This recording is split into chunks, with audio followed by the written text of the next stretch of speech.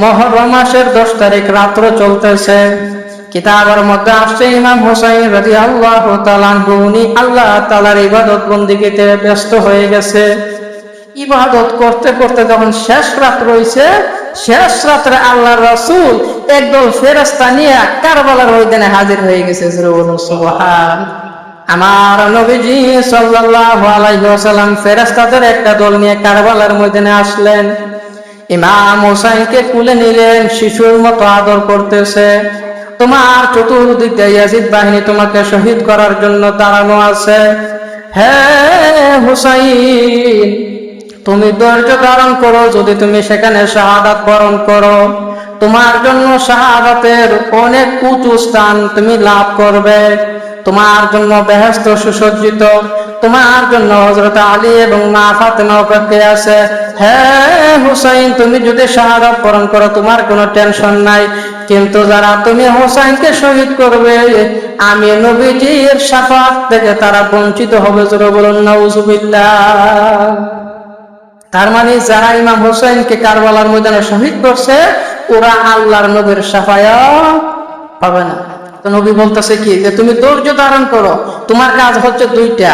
আল্লাহর নবী বলেন 1 নম্বর কাজ হচ্ছে তুমি ধৈর্য ধারণ করো, ধৈর্যশীলদের সাথে আল্লাহ আছে। 2 নম্বর আল্লাহ তাআলার শুকরিয়া আদায় করো। দেখছেন নি, এই জন্য যত কঠিন পরিস্থিতি আমাদের জীবনে আসুক না কেন আমাদের কাজ হবে আল্লাহর উপর ভরসা করা আর আল্লাহ তাআলার শুকরিয়া আদায় করা। আল্লাহ যখন দেখবে যে আমার বান্দা এত মুসিবতে তাহার পরও আমার উপর ভরসা রাখছে, ধৈর্য ধারণ করছে, আবার আমি আল্লাহর শুকরিয়া আদায় করতেছে, তখনই আল্লাহ তাআলা ওই বান্দার প্রতি খুশি হয়ে যায়। জোরে বলুন সুবহান। আর আমাদের কাজ কি? আল্লাহ তাআলারে খুশি করা। জোরে বলেন না, আমাদের কাজ কি? আল্লাহ তাআলারে খুশি করা। তো আল্লাহ রাসূল কারবালার ময়দানে এইভাবে বলতেছে। এরপরে বলছে যে তোমাকে যারা শাহাদাত করবে তারা আমার নবীর শাফাআত থেকে বঞ্চিত হবে, আর তুমি শাহাদাতের অনেক উঁচু স্থান লাভ করে তোমার জন্য জান্নাত সুসজ্জিত আছে। তুমি শহীদ হলে সেখানে অবস্থান করবে, তোমার জন্য তোমার মা, তোমার আব্বা হযরত আলী রাদিয়াল্লাহু তাআলা আনহু এবং খাতুনে জান্নাত মা ফাতেমা অপেক্ষায় অপেক্ষমান। জোরে বলুন সুবহান। তো এর চাইতে আর কোনো বড় সুসংবাদ হইতে পারে? এই সুসংবাদ আল্লাহ রাসূল রাতের বেলা স্বপ্নে শেষ রাত্রে ইমাম হুসাইনকে দিয়েছে। জোরে বলুন সুবহান। আল্লাহ রাসূলকে যদি কেউ স্বপ্ন দেখে এটা কি বাস্তব নাকি অবাস্তব? আমার নবী সাল্লাল্লাহু আলাইহি ওয়াসাল্লাম হাদিস শরীফের মধ্যে বলেন, আমি নবীকে যদি কোনো উম্মত দেখে তাইলে সত্যি সত্যি আমাকে দেখলো, কেননা শয়তান আমি নবীর সুরত ধারণ করতে পারে না। শয়তান সবার সুরত ধারণ করতে পারলো, আমার নবীর সুরত ধারণ করতে পারে না। এই জন্য কোন উম্মত যদি নবীরে দেখে থাকে স্বপ্নে, আসলে সে আল্লাহর নবীরে দেখছে। জোরে বলুন সুবহান। আল্লাহ রাসূল সাল্লাল্লাহু আলাইহি ওয়াসাল্লাম এইভাবে স্বপ্নে ইমাম হুসাইনকে ধৈর্য ধারণের উপদেশ দিয়ে চলে গেলেন।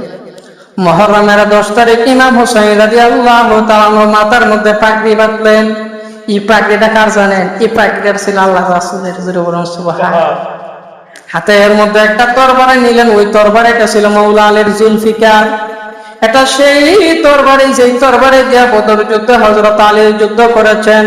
এটা সেই তরবারি যেই তরবারি দিয়ে উহুদের যুদ্ধে যুদ্ধ করেছেন।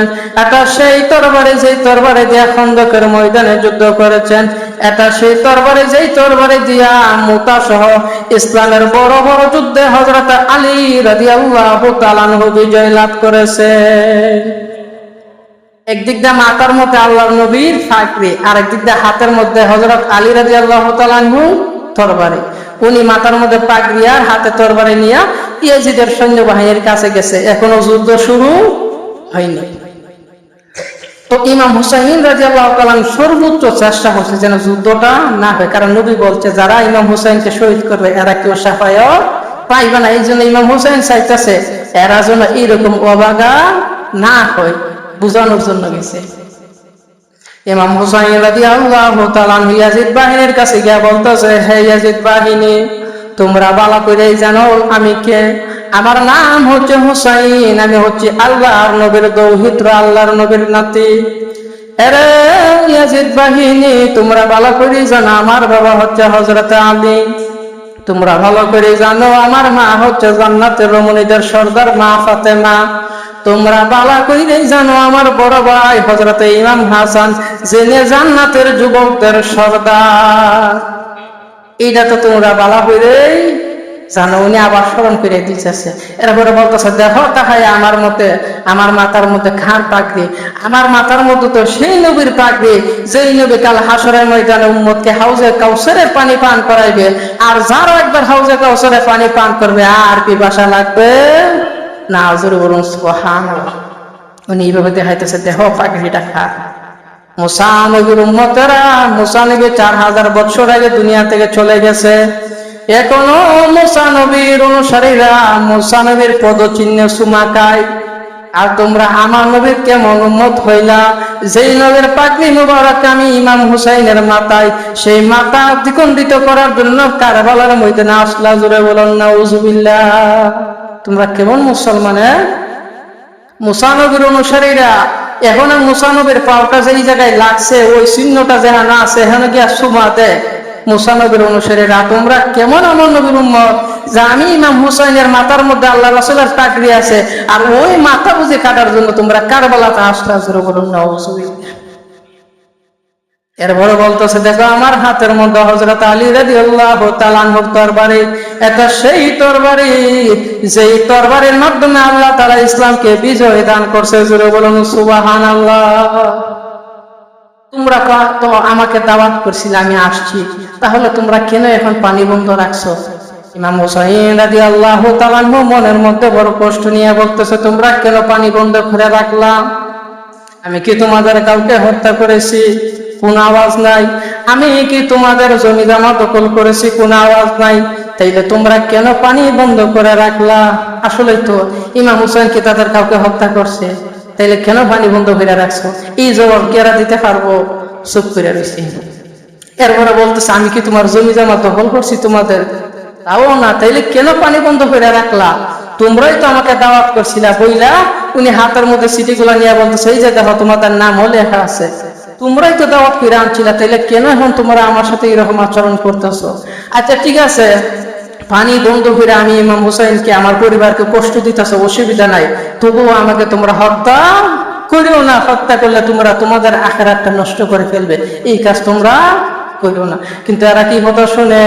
এরা কত বড় ওয়াকফার, এরা কবিতা যে না এই সিটি আমদার না, এরা সুজা অস্বীকার করছে। ইমাম হুসাইন এই দৃশ্য দেখে একবার অবাক হয়ে গেছে। জোরে বলুন নাউজুবিল্লাহ। ইমাম হুসাইন বলে আমার উচিত ছিল আমার জন্য উত্তম ছিল তোমাদেরকে বোঝানো, আমি চেষ্টা করছি, এখন বাকিটা আল্লাহ তাআলার ইচ্ছা। জোরে বলুন সুবহানাল্লাহ।